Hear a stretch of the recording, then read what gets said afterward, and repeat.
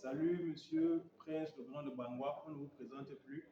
Cependant, beaucoup aimeraient savoir quel est votre parcours. Le parcours, Le je parcours dirais, global, comment est-ce que vous avez fait pour vous retrouver à la tête ou alors porteur d'un projet d'une telle envergure? alors je vais vous dire, je suis né et j'ai grandi dans une chefferie traditionnelle, le Palais Royal de Bangwa dans la région de l'Ouest Cameroun. Et déjà là, on pouvait voir les signes de ma prédestination artistique.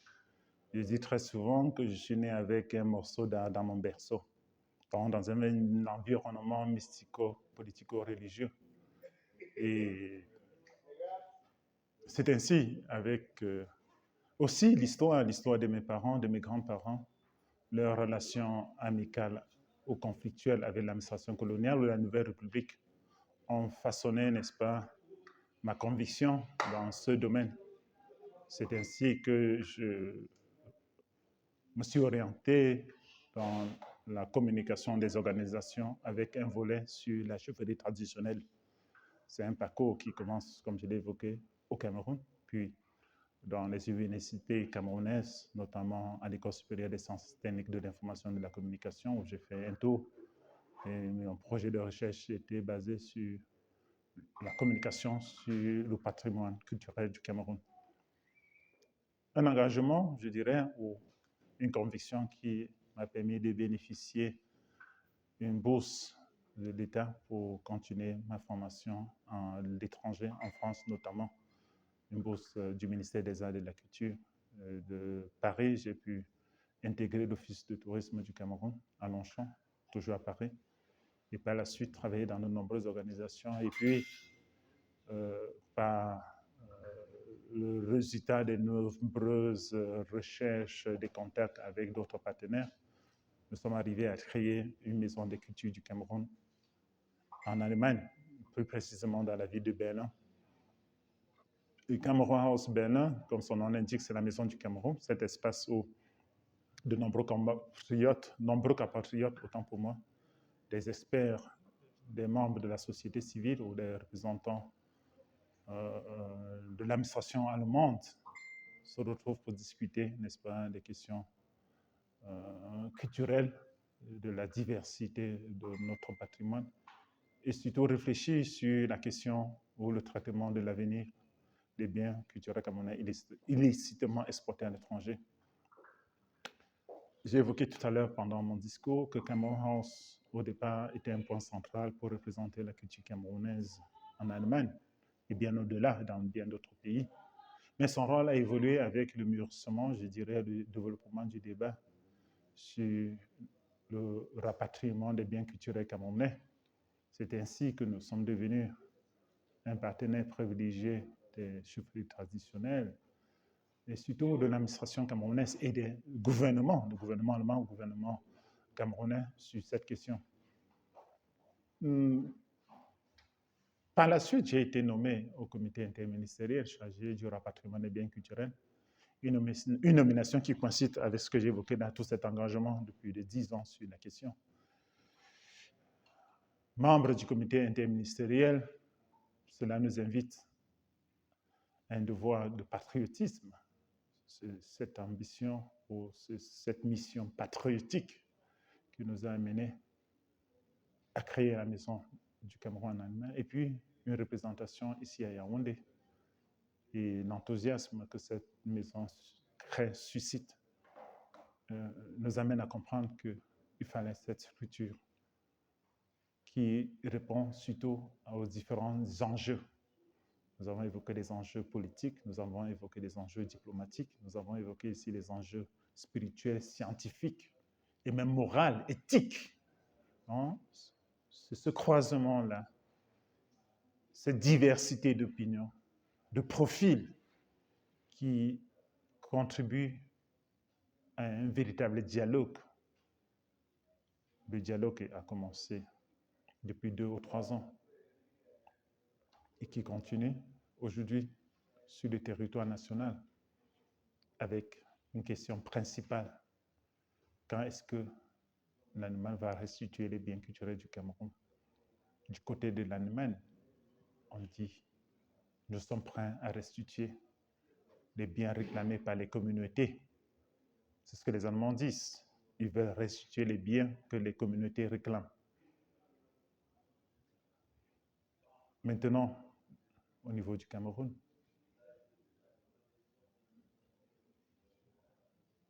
il faut une autre réflexion.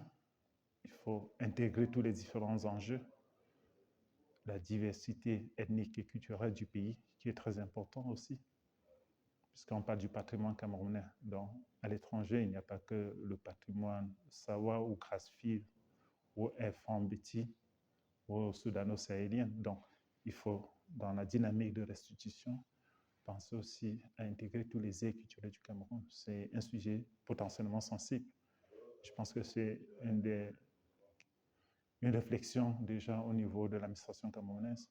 Et au-delà de la restitution symbolique des objets, il faut penser, n'est-ce pas, au volet économique. Et les autorités allemandes l'ont dit. Notre passé commun peut servir de base à une nouvelle relation ou à une nouvelle coopération. Une coopération basée sur le respect mutuel, réciproque, et surtout la transparence et la réflexion vers un avenir commun. On insiste là-dessus, l'avenir commun. L'Allemagne dit, ce passé historique, ce passé douloureux, invite l'Allemagne à assumer sa responsabilité vis-à-vis de l'Afrique, vis-à-vis du Cameroun. Une responsabilité que l'Allemagne voudrait assumer, ou peut-être assume, si je m'en tiens au discours de l'ambassadeur ce soir. Attendons donc de voir ce qui va se passer. Si vous permettez, M. Franche Legrand, pourquoi est-il si important que ces œuvres retournent en Afrique?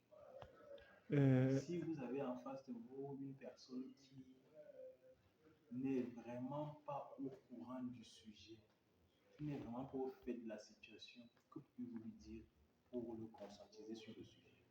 Je pense que ce n'est pas la responsabilité de la société civile ou de l'administration seule ou des partenaires allemands. On dit des biens illégalement exportés à l'étranger. Tu vois déjà qu'il y a une dimension morale, éthique qui se présente. C'est-à-dire, la moralité ne voudrait pas qu'on arrache ou on pille les biens d'autrui. C'est aussi simple que ça. Au temps contemporain, cela ne s'explique pas. Un bien pillé doit être restitué.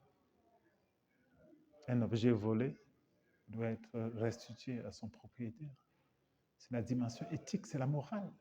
C'est la morale. Maintenant, la question de revalorisation, de restauration, de conservation, c'est bien après.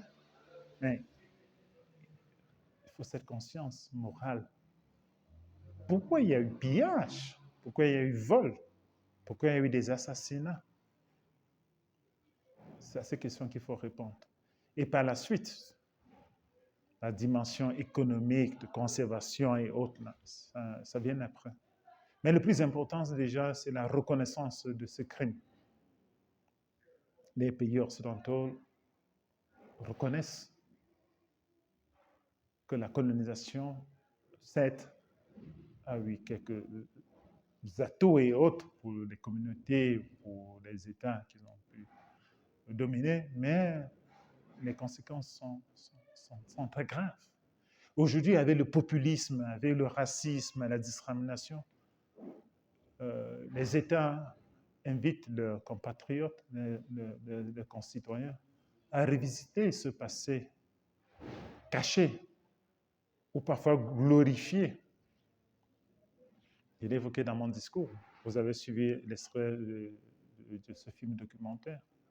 Le président allemand qui dit « Sur les épaules de qui le développement ou la lumière de l'Europe se glorifie a été construite. Donc, il est important que nous révisitons notre passé. La question de conservation, où est-ce qu'on va stocker ces objets, ce n'est pas ça. C'est le retour vers ce passé commun douloureux et comment nous pouvons rebâtir de nouveaux liens et surtout renforcer notre unité. Toujours est-il que nous sommes amenés à vivre ensemble. Nous sommes amenés, ce qui touche l'Afrique touche l'Europe. Ce qui touche l'Europe touche directement aussi l'Afrique. Il y a ce lien que nous ne pouvons pas couper. Et la culture, la question du patrimoine est un outil pour renforcer donc ces relations. Merci. On peut sortir, nous sommes à la Cameroon House, Oui. qui est un peu considéré comme le bureau de votre engagement. Pouvez-vous nous parler un peu de cette maison de culture et si possible de l'idéologie ou alors de l'énergie que vous réussissez à glaner autour de ce projet pour qu'il soit fonctionnel et pérenne? Oui, nous avons, pour l'ouverture de cet espace, nous avons pensé à une exposition sur le travail qui est fait. Ce n'est pas un travail individuel, c'est un travail collectif. Vous avez vu le parcours du comité interministériel dans le réseau des musées allemands. Vous avez vu le travail des acteurs de la société civile. Vous avez vu ce que l'État fait, le ministère des Arts et de la Culture, en créant ce réseau des musées. Donc, il y a une dynamique commune. Et cette exposition retrace le parcours et même le récit des visites des chefs traditionnels dans ces musées en Allemagne. Alors, quel est l'avenir de ce patrimoine dans ces musées? Donc, l'exposition interroge et met en relation tous les acteurs concernés. Tous les acteurs concernés, vous l'avez vu, aujourd'hui, il y a eu des missions diplomatiques, il y a eu les acteurs de la scène culturelle camerounaise à Yaoundé, vous avez vu les représentants de la diplomatie camerounaise, vous avez vu les artistes, vous avez vu des simples citoyens et tout ça. Donc, c'est un débat qui interroge tous les enjeux. Et l'enthousiasme que cet espace crée nous invite à reconstruire des programmes qui vont répondre aux attentes du public de Yaoundé et au-delà. Donc, ce n'est pas une maison avec une perspective précise, mais nous voudrions intégrer la vision locale, les attentes du public de Yaoundé ou du Cameroun, plus précisément, et pour construire ensemble un espace inclusif, un espace qui facilite la cohésion nationale, le vivre ensemble et qui renforce la conviction commune, cette conscience collective vis-à-vis de notre patrimoine à l'extérieur. Et c'est une structure aussi qui doit accompagner, qui accompagne les gens, les différents acteurs, y compris le gouvernement, sur cette question, et même les partenaires étrangers. Et j'ai de foi espoir que si cette énergie que nous avons constatée aujourd'hui, et même à l'ouverture, et même pendant les différents événements organisés ici, si elle est renforcée, elle est même déjà bénie. Tout simplement, cette maison va marquer l'histoire. Nous prions qu'elle marque son temps et renforce la cohésion, parce que c'est ensemble que nous avons mené, je ne dirais pas le combat, parce que la question du retour n'est plus un combat, parce que l'ouverture des pays partenaires nous amène à revoir notre position. C'est un dialogue. Et un dialogue qui va certainement aboutir. Je suis potentiellement convaincu au retour du patrimoine camerounais, le patrimoine des 4 ailes du pays. Et nous apportons notre modeste contribution aux efforts des acteurs, parce qu'il y a des acteurs de la société civile, il y a des artistes, il y a des activistes qui font un travail exceptionnel dans les pays d'Europe sur ce sujet. Et ils sont pour nous comme un guide. Ce sont eux qui renforcent notre conviction. Dans ce que vous voyez, ce n'est pas un effort de Cameroun House, c'est cette diversité d'approches. Les acteurs camerounais, qui très souvent ne sont pas visibles et autres. Nous espérons que cet espace va offrir des possibilités pour ces acteurs qui nous ont montré le chemin, pour qu'ils viennent retracer leur parcours, montrer ce qu'ils ont fait, pour que nous, aujourd'hui, nous tenons le flambeau pour ce sujet qui intéresse davantage déjà le public camerounais. Pour sortir votre mot de fin, un message, une anecdote, quelque chose que vous aimeriez partager avec ceux qui vous écoutent. C'est ensemble.